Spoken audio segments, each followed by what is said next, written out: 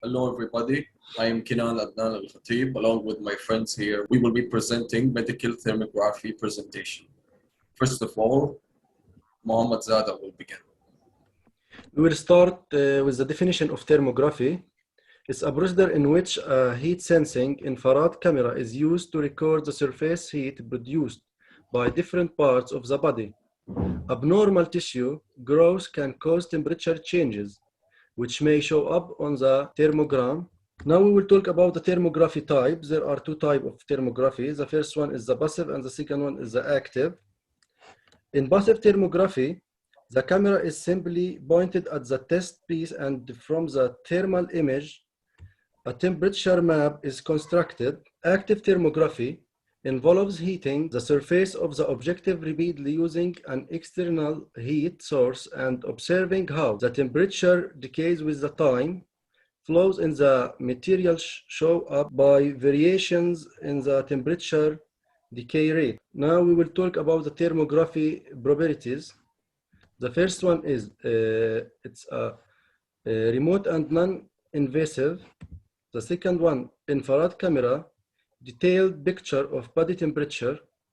The third one, identify various disease patterns.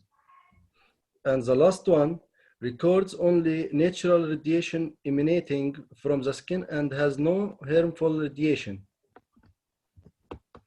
Now we will talk about the basic concepts of thermography. Our friend Abdulfattah will talk about that.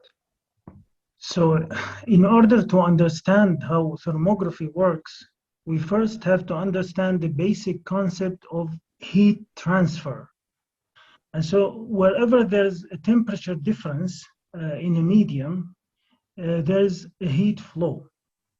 And heat will flow with three modes of heat transfer, which are conduction, convection, and radiation. And we can see all the three in this following picture. So as we can see, conduction is an exchange of energy by direct interaction between molecules of a substance that contain temperature differences. So it's a direct interaction between molecules. And as we can see, this handle is a solid object. Whereas convection is also a transfer. It's conduction, but it's in a fluid, as enhanced by the motion of the fluid. And the third type is radiation, which is the transfer of thermal energy in the form of infrared waves that are emitted by the surface of the body. And this last one is the most important, and it is what we are going to be used for our purpose of this presentation. So all objects above absolute zero temperature will radiate some level of infrared light, which is of course invisible to the naked eye, but can be detected by thermal cameras. So thermal cameras will detect the different temperatures by capturing their corresponding level of infrared radiation, which is then converted into an image of visible light, where brighter colors such as red, orange, and yellow will indicate warmer or hotter temperatures, where red is the hottest, while the purple or dark blue will indicate cooler or colder temperatures. Next, please. So the main components of medical thermography can be summarized in these four components, which are an optical lens of thermoscope. As we can see in the picture, it's referred to as optics. And then the infrared detector elements, which follows it.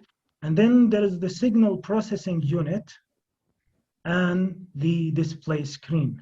Of course, the signal processing unit and the display screen in the camera, they are usually in an accompanying computer or software. So in addition to these, of course, we need a tripod stand with vertical adjustability in order to stabilize the camera while the image is captured. Also, as we have said, the camera is traditionally connected to a computer where the detected image is processed and displayed using dedicated software. So to summarize the working principles of thermography, we can summarize them in these four steps. At first, when the camera captures a scene, a special lens of thermal scope inside the camera, of course, will focuses the infrared light that's emitted by the surface of the object. So if it's a human body, then by the skin. And then this focused light is scanned by a phased array of infrared detector elements, which create a very detailed temperature pattern that's called a thermograph. And it only takes about 1/30th of a second to gather the information that's required to create a thermogram. This thermogram or primitive temperature pattern will be translated into electrical impulses that are sent to a signal processing unit, which is a circuit board with a dedicated chip that translates the impulses into data for display, into useful data, that is. And of course, after they are ready for display, the resulting image is displayed on the monitor or the screen as various colors that range from blue to red, as we have said, depending on the intensity of the infrared radiation. So this is the general working principle of thermography. So now that we understood the general working principle of thermography, we can see why it's used in medicine. So humans are a source of infrared energy that can be perceived by infrared camera. And thermography, as we said, views what cannot be seen by the naked eye. It senses heat. And where there is activity, of course, there's information to evaluate. And in medicine, we are looking for the unusual temperature that indicates the existence of a disease or a tumor. So an abnormal temperature in a thermal image of a body part usually indicates the presence of a pathology or tumor in that part of the body. And thermography is used in a lot of applications in medicine, but here are some. We have breast pathologies, extracranial vessel diseases, neuromusculoskeletal illnesses, and vertebrae nerve problems, and also lower extremity vessel diseases. But it's most commonly, or we can say most controversially, used in breast pathologies, because there is currently a huge debate about which is better, which is more efficient for detecting a breast cancer. Is it thermography or mammography, which is a form of X-ray? So X-ray, as we know, radiate it causes ionization, so it's harmful. It's harmful for the body. So thermography is absolutely safer, but is it more efficient? There is a huge debate about that. But generally, it's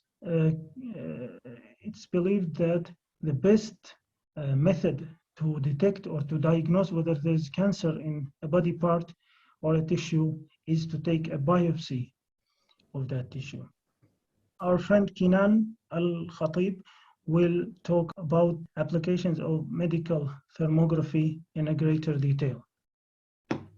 Thanks to my friend Abdulfattah Mohammed ZAHDA, now I will be speaking about the medical applications of medical thermography. Medical thermography in general are used in a wide variety of medical applications in our world. And here are some of the most important ones it's used in. First, we have the respiratory dysfunctions. It's applied during the last epidemic of the SARS at the airports, and usually thermography was so useful there for monitoring asthma, influenza, and etc. Second, in the digestive disorders.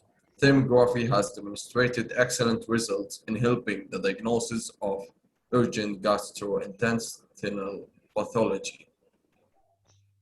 Also, thermography has its importance in urinary diseases. It's usually helped to save patients and doctors' times in general for having a quicker laboratory data or results. Cardiovascular and circulatory disorders, lymphatic dysfunctions are also other medical applications in which thermography are used in. Reproductive disorders. Thermography in reproductive disorders has its own specific applications in gynecological problems, prostate, ovaries. In nervous dysfunctions, thermography analyzes the brain, spinal cord, and nerves, gives a doctor a reliable and a safe method of problem locations for monitoring improvements. In this field, in specific, thermography are most important. Endocrine disorders. Thermography helps to evaluate hormonal changes, thyroid disorders such as hypo and diabetes. Next, please. Other medical applications in which thermography are used in it also are locomotor disorders, surgical assistance, and skin problems.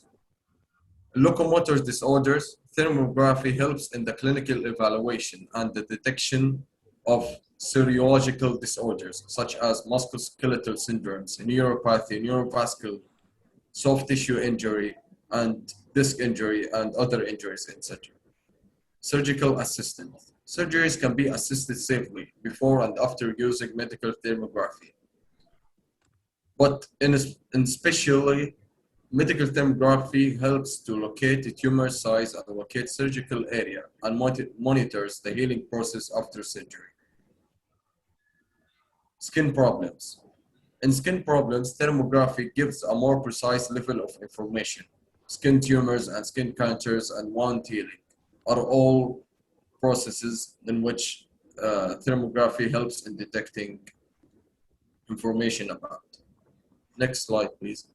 Ear, nose, and throat dysfunctions, dentistry, or others medical applications in which thermography can be used in it.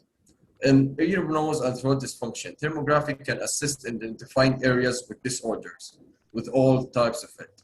In dentistry, dentists recommended the use of medical thermography in monitoring control in the inflammation process into oral cavity and reaction of the regional lymphatic nodes.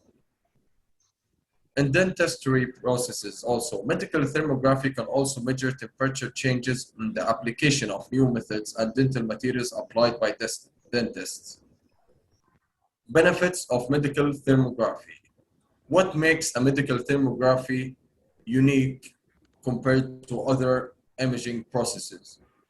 First of all, medical thermography, it is simple and 100% safe because it has no radiation in general.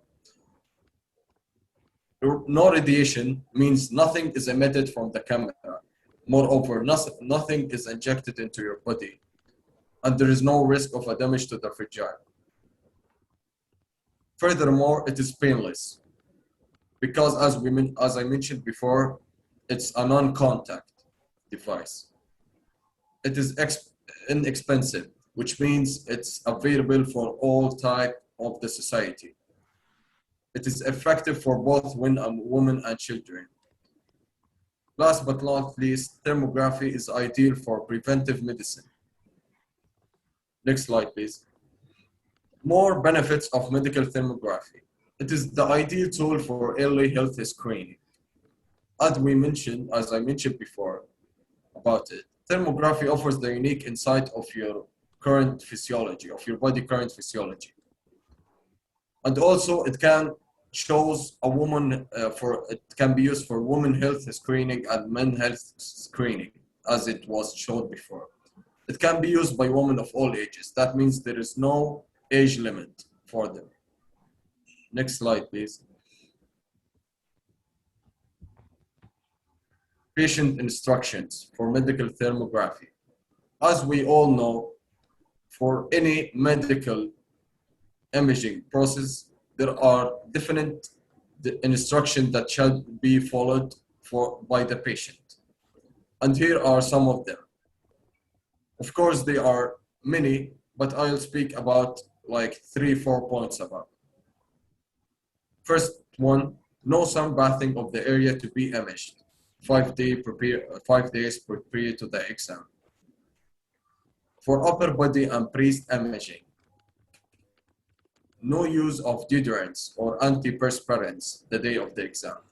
No physical therapy, EMS or TNS, or ultrasound treatment, or etc. Hot or cold pack used for 24 hours before the exam. If any body areas included in the images are to be shaped, this should be done the day before the exam. And last, no exercise the day of the exam. Next slide, please. Here are the other instructions you can see. I'll be speaking about one of them, which it is an important one, to be honest. If the patient has had any surgical procedure, any type of biopsy within the last 12 weeks, the imaging office should be noticed and the surgical procedure cleared before an appointment is made. Here we have the short quiz, which is a 4 questions quiz. We will be starting with our friend Mohammed ZAHDA. The first question, choose the correct answer. Which of the following is the 2 basic type of the thermography? A, passive and active. B, digital and film screen. C, duplex and triplex. D, functional and cardiac. The solution is A, passive and active. The second question is a true or false question. Is a medical thermography considered as a contact and invasive technique? Our answer is false, because it's a non-contact, a non-invasive device, as I had mentioned before. So the third question is, choose the correct answer. Which of the following is not a heat transfer mode? A, diffusion. B, convection. C, radiation. And D, conduction. The correct answer is A, diffusion is not a heat transfer mode. In fact, it's a mass transfer mode. And the fourth question, fill in the blanks. To create a thermal image of part, the infrared light emitted by the blank at that part is scanned by blank elements to create a temperature pattern which turns into electrical impulses and reaches blank units to be prepared for display. So the first blank is skin, the second is infrared detector, and the third is signal processing. And the next are the references for these slides if you want more information, and thanks for watching.